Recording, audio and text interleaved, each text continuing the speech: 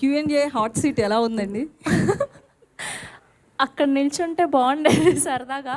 అప్పటి నుంచి నన్ను ఎవరు అడగకపోతే బాగుండు దేవుడా అని అనుకుంటున్నా, గుండె దడొచ్చేస్తుంది. బట్ ఇదొక కొత్త ఎక్స్పీరియన్స్, బాగుంది. అంటే మీకు డిఫరెన్స్ ఏమనిపించింది? ఎప్పుడు ప్రతి సినిమాకి ప్రమోషన్స్‌లో మీరు కనిపిస్తారు యాజ్ ఏ యాంకర్. ఇప్పుడు ఒక ఆర్టిస్ట్‌గా చేస్తున్నారు. వాళ్ళందరితో మీకు పరిచయాలు ఉంటాయి.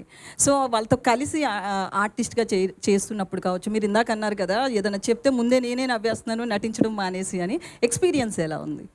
ఎక్స్పీరియన్స్ ఎలా ఉందంటే అండి, మనం ఇక్కడ నిల్చొని ఏదో అన్నీ అడిగేస్తాం, కానీ పెద్ద కూలి పని అండి సినిమా తీయడం అంటే. మామూలు విషయం కాదు, చాలా పెద్ద కూలి పని ఇది. అసలు ఎట్లా అంటే అసలు డే నైట్ సంబంధం లేదు.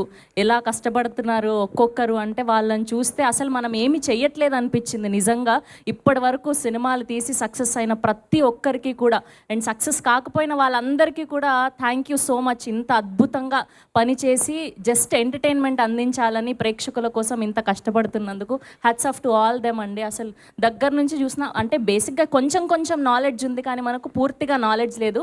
బట్ చాలా చాలా ఎంజాయ్ చేశాను నేను. అసలు ఏంటి ఎలా అసలు ఒక్క సీన్ని ఎన్ని షార్ట్స్లో తీస్తారు వీళ్ళు, ఎలాంటి యాంగిల్స్లో తీస్తారు, మనకు అసలు ఐడియా లేదు. మనమేమో ఊరికే కూర్చొని సింపుల్గా చెప్పేస్తాం. ఈ షార్ట్ వీడు ఇలా తీయకపోయి ఉంటే బాగుండేది, నేను దీనికంటే మంచి డైలాగ్ రాసిండేవాడిని.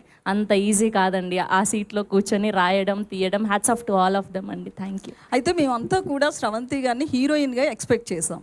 అమ్మో,